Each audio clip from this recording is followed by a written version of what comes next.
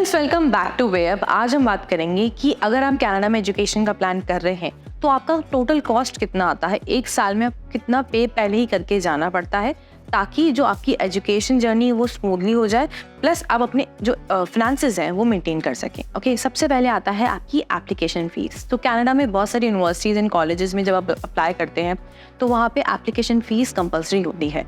Okay, सो application की fees जो very करती है वो 100 से लेकर 150 भी हो सकती है, इवन 95 तक भी जाती है आपकी एप्लीकेशन फ़ीस। ठीक है, सो हम रिकमेंड करते हैं कम से कम एक स्टूडेंट 3 से 5 एप्लीकेशन करे ताकि जो उसके पास ऑप्शंस है वो रहे। ओके, सेकेंड आता है आपका ट्यूशन फ़ी।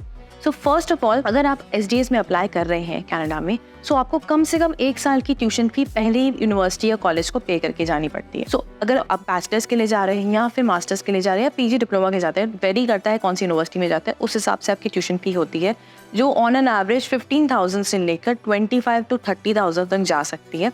सो आप इस चीज़ को पहले ही देख के चलिए कि आपके पास जो ट्यूशन फ़ी है या तो वो मेंटेन्ड हो, या फिर आप जो लोन के लिए अप्लाई करने का सोच रहे हैं तो आप आपके ऑफर लेटर के बाद ही अप्लाई कर सकते हैं। सो उसके बाद आता है आपका GIC अमाउंट। ऑलराइट, सो ये एक तरह का एक ब्लॉक अकाउंट खुलता है जो आप कनाडा में जाके एक्टिवेट करते हैं, which is guaranteed investment certificate.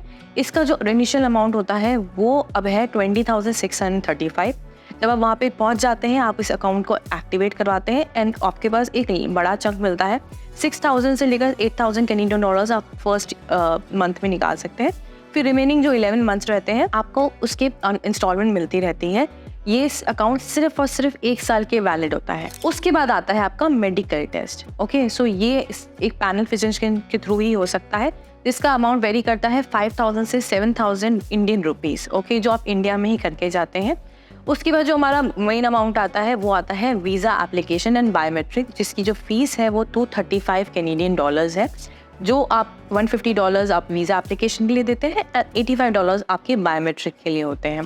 उसके बाद जो मोस्ट ऑफ द चंक जाता है आपका अमाउंट हो जाता है आपकी फ़्लाइट टिकट्स में एंड अकोमोडेशंस में, जो वेरी कर सकता है आप किस प्रोविंस में जा रहे हैं या फिर आपकी जो फ़्लाइट टिकट्स हैं वो किस तरह की हैं। ऑलराइट, सो ये आपको अमाउंट पूरा का पूरा मैनेज करके चलना पड़ता है। अगर आप कनाडा में एजुकेशन का प्लान कर रहे हैं तो मे भी वैरी कर सकता है 20 to 30 लाख एक साल के लिए। ऑलराइट, उसके बाद अगर आप ट्रैवल कर रहे हैं तो आपके पास हमेशा एक्स्ट्रा कैश होना चाहिए। Even you can carry some cards, but we do recommend कि स्टूडेंट के पास एटलीस्ट 2,000 to 3,000 कैनेडियन डॉलर्स हमेशा होने चाहिए, जो आप एक्सचेंज रेट से ले सकते हैं। अगर आपको इससे रिलेटेड या फिर किसी भी प्रोसेस से रिलेटेड कोई क्वेरी है, कुछ जानना है या आपको आपका एप्लीकेशन स्टार्ट करनी है, you can contact us. The details are on your screen. Thank you.